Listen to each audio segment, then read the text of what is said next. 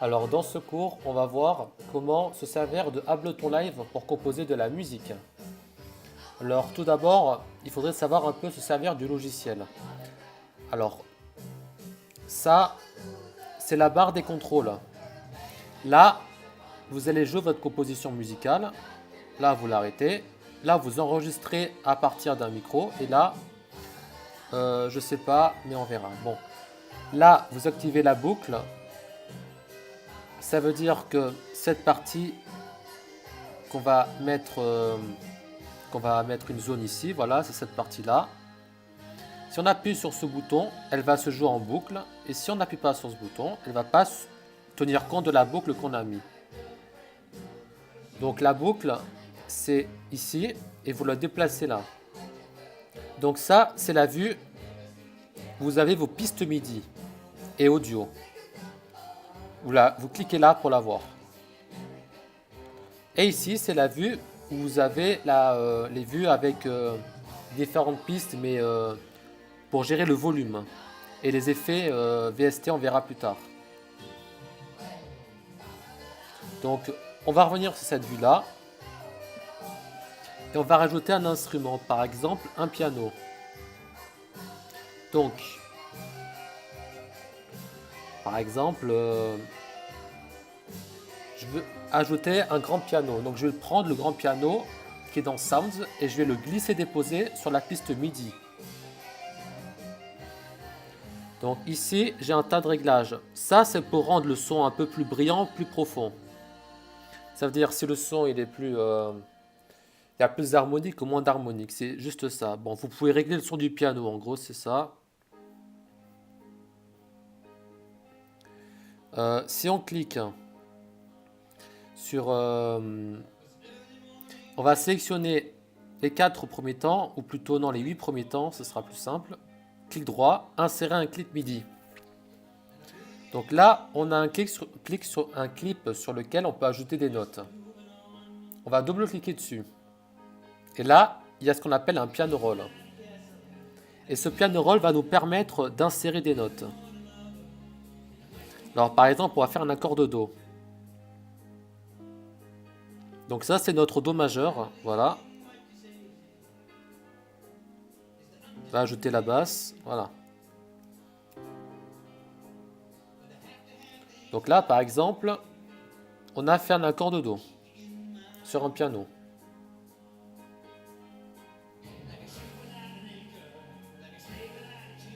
Si vous voulez faire, on va faire d'autres choses, hein, n'importe quoi, par exemple ça. Bon bref, peu importe, vous avez compris, il va falloir placer les notes de la partition en fait, voilà. Donc, les effets, vous les avez ici, dans Audio Effect. Par exemple, vous utilisez, il y a de l'aide. Si je veux rajouter un compresseur, par exemple, je clique sur compresseur.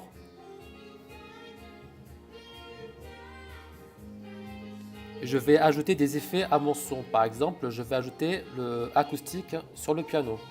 Et j'aurai un son qui sera légèrement différent. Voilà. Et tout se règle ici.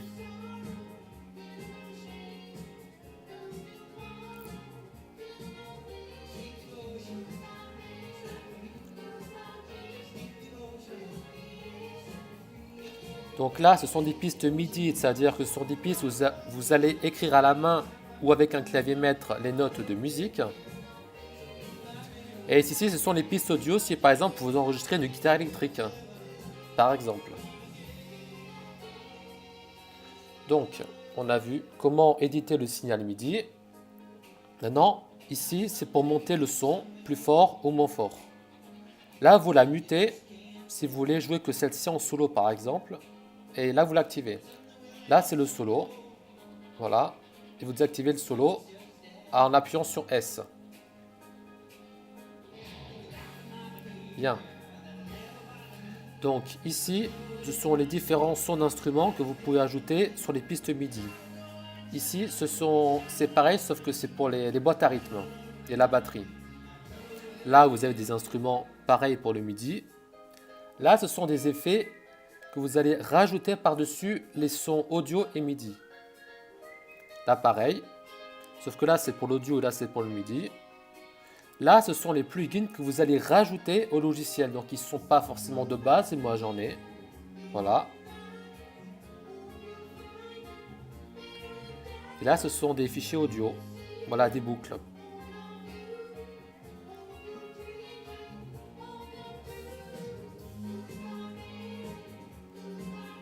Maintenant, il va falloir que je vous montre, par exemple, si vous avez des problèmes de son ou si vous n'arrivez pas à entendre. Alors, il va falloir aller dans Live, Préférences, dans Audio. Donc là, vous mettez bien Core Audio. Là, c'est le périphérique d'entrée. Donc, si c'est un micro ou une guitare, il faudra le sélectionner. Et ça, c'est le périphérique de sortie, donc les haut-parleurs. Ensuite, si vous avez un clavier maître ou un clavier MIDI, il faut aller dans Link. Il faut que je regarde.